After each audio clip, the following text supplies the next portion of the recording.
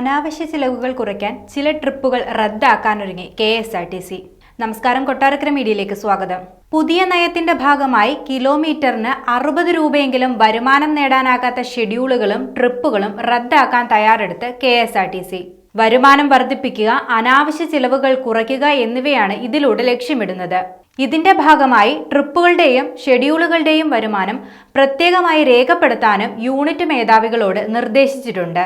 വരുമാനം വർദ്ധിപ്പിക്കുന്നതിനുള്ള നിർദ്ദേശങ്ങൾ അറിയിക്കാൻ യൂണിറ്റ് മേധാവികൾക്ക് അയച്ച സർക്കുലറിലാണ് ഇക്കാര്യങ്ങൾ വ്യക്തമാക്കുന്നത്. നടത്തിക്കൊണ്ടു പോകാനുള്ള ചിലവ് ലഭിക്കാത്ത ഷെഡ്യൂളുകളും ട്രിപ്പുകളും പുനഃക്രമീകരിച്ച് സർവീസ് നടത്തണമെന്നും എന്നിട്ടും നിശ്ചിത വരുമാനം ലഭിച്ചില്ലെങ്കിൽ അത് റദ്ദാക്കണമെന്നും നിർദ്ദേശത്തിൽ പറയുന്നു.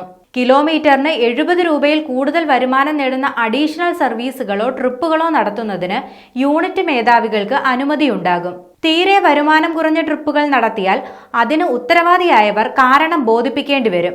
യൂണിറ്റുകളിലെ അംഗീകൃത തൊഴിലാളി യൂണിയൻ പ്രതിനിധികളുടെയും മറ്റു മേധാവികളുടെയും യോഗം ചേർന്ന് അവരുടെ നിർദ്ദേശങ്ങൾ കൂടി ഉൾപ്പെടുത്തിക്കൊണ്ട് റിപ്പോർട്ട് തയ്യാറാക്കണമെന്നും ചീഫ് ഓഫീസിലേക്ക് അയക്കണമെന്നും നിർദ്ദേശത്തിൽ വ്യക്തമാക്കുന്നു. കണ്ടക്ടർ, ഡ്രൈവർ തുടങ്ങിയ ജീവനക്കാരുടെയും ബസിന്റെയും കുറവുണ്ടെങ്കിൽ അതും അറിയിക്കണമെന്നും ടിക്കറ്റ് ഇതര വരുമാനം കണ്ടെത്തുന്നതിന്റെ ഭാഗമായി ബസ് സ്റ്റേഷനുകളിൽ പേ ആൻഡ് പാർക്ക് സംവിധാനം ഒരുക്കണമെന്നും പരസ്യങ്ങളിലൂടെ വരുമാനം കണ്ടെത്തണമെന്നും നിർദ്ദേശത്തിൽ പറയുന്നു.